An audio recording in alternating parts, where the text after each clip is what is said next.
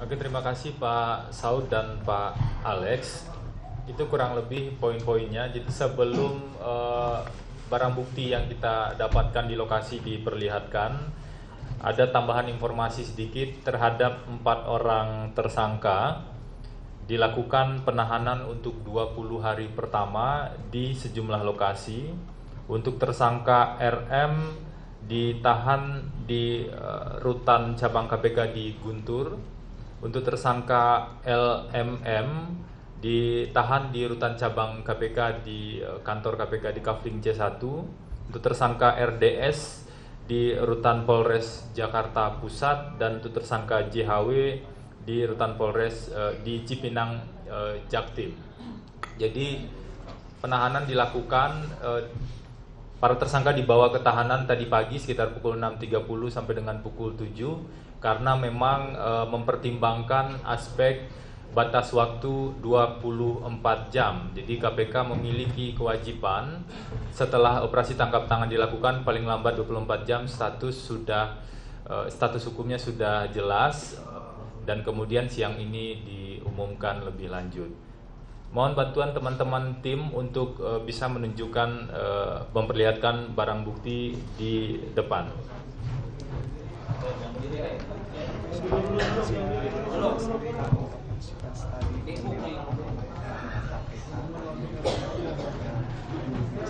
Itu handphone tuh. Dari.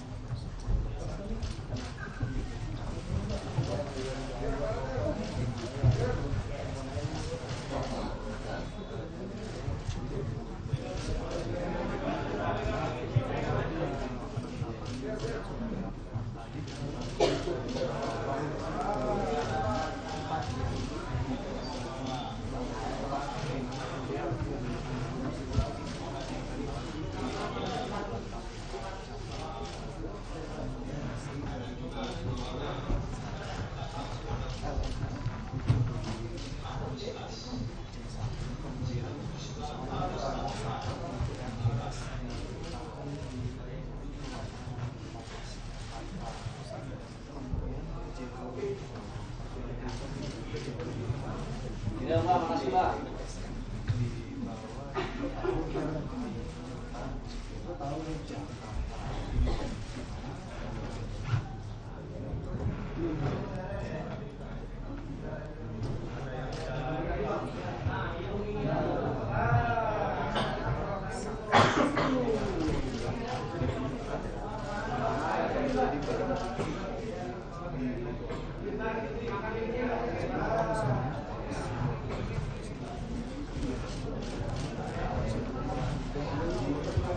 Ya, makasih, Pak. Makasih.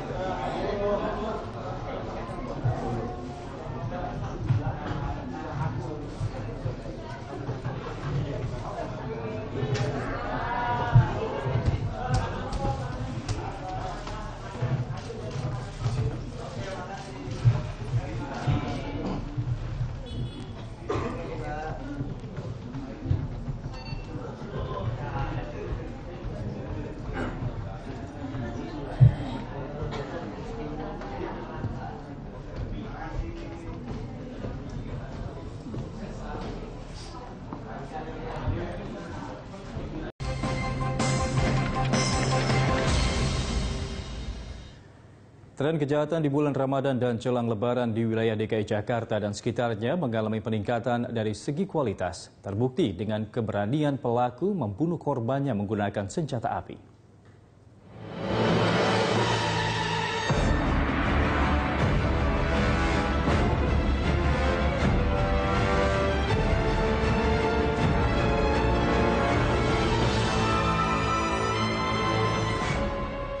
Polisi menangkap 2 pelaku perampokan bersenjata api yang menewaskan Davidson Tantono di SPBU Daan Mogot Cengkareng, Jakarta Barat. Kedua pelaku ditangkap di 2 lokasi berbeda, yakni di Bogor, Jawa Barat pada Minggu 11 Juni lalu dan seorang lagi di Lampung pada Rabu 14 Juni 2017. Polisi masih merahasiakan identitas pelaku demi kepentingan penyidikan. Kedua pelaku diduga bukan pemeran utama dalam perampokan itu.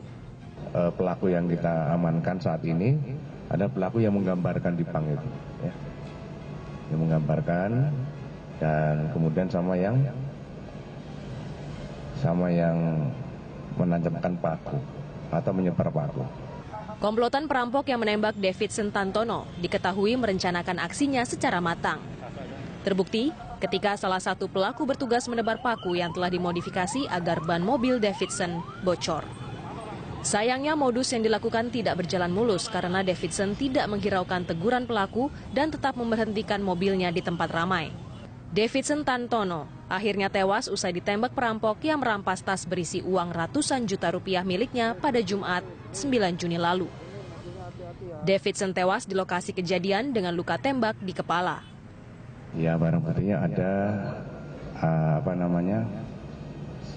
proyektil, ya, itu di situ. Kemudian ada SIM, ya, identitas korbannya ada semua, sudah kita amankan semua. Ya.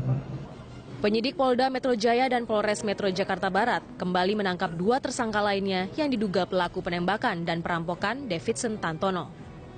Dari tangan keduanya ditemukan uang senilai 14 juta rupiah. Sejauh ini tersangka yang berhasil ditangkap berjumlah 4 orang, sedangkan hasil rampokan yang berjumlah 300 juta rupiah diduga telah dibagi-bagi di antara tersangka. Jadi semuanya bisa kita lakukan dengan cepat. Dan saat ini pun kita sudah menangkap 2 lagi. Itu sudah 4 yang kita tangkap. Keberhasilan Polda Metro Jaya membekuk para pelaku perampokan terhadap Davidson Tantono berkat informasi masyarakat. Adapun senjata yang digunakan pelaku diduga rakitan. Makanya kami mengimbau bagi masyarakat apabila menemukan hal-hal yang mencurigakan, baik pelaku ataupun gerak-gerik, itu kami diberitahu segera. Kita akan bisa mengantisipasi itu. 3 hari pasca tewas Davidson Tantono di SPBU Daan Mogot, aksi perampokan bersenjata api kembali terjadi. Kali ini menewaskan mahasiswi kedokteran gigi Italia Chandra Kirana Putri. Kejadian berawal ketika perempuan berusia 22 tahun itu berusaha mempertahankan motornya yang hendak dicuri dari rumahnya di Karawaci, Tangerang, Banten. Pelaku yang merupakan anggota dari kelompok kejahatan spesifik itu tega menghabisi korbannya dengan tembakan tepat di dada. Kejahatan yang spesifik ini punya kelompok, ya, tapi saya tidak buka di sini. Jadi kita sudah fokuskan beberapa kelompok yang kita tentu akan lakukan pengejaran. Beberapa pelaku sudah kita bisa identifikasi, namun mereka berpindah tempat dan tidak memakai alat komunikasi. Ya.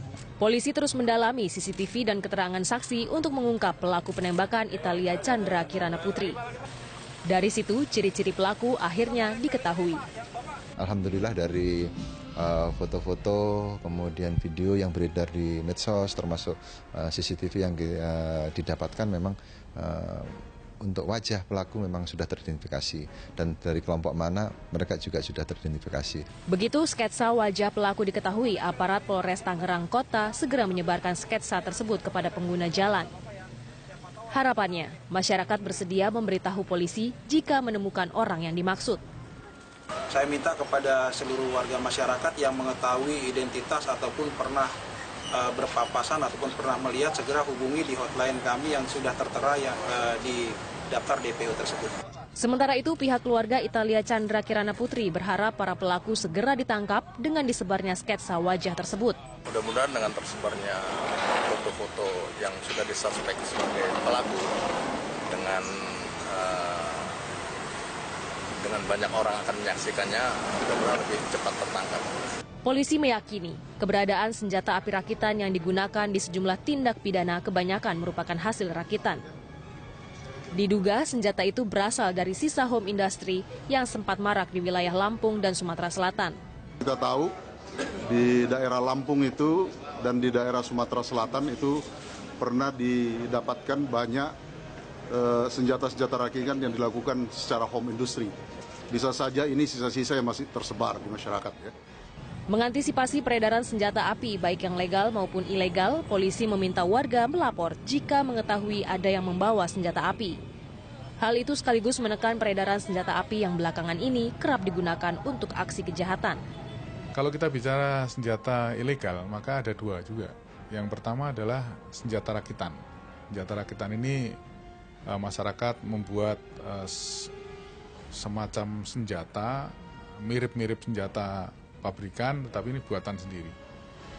Nah, ini bisa dibuat dari berbagai bahan yang ada.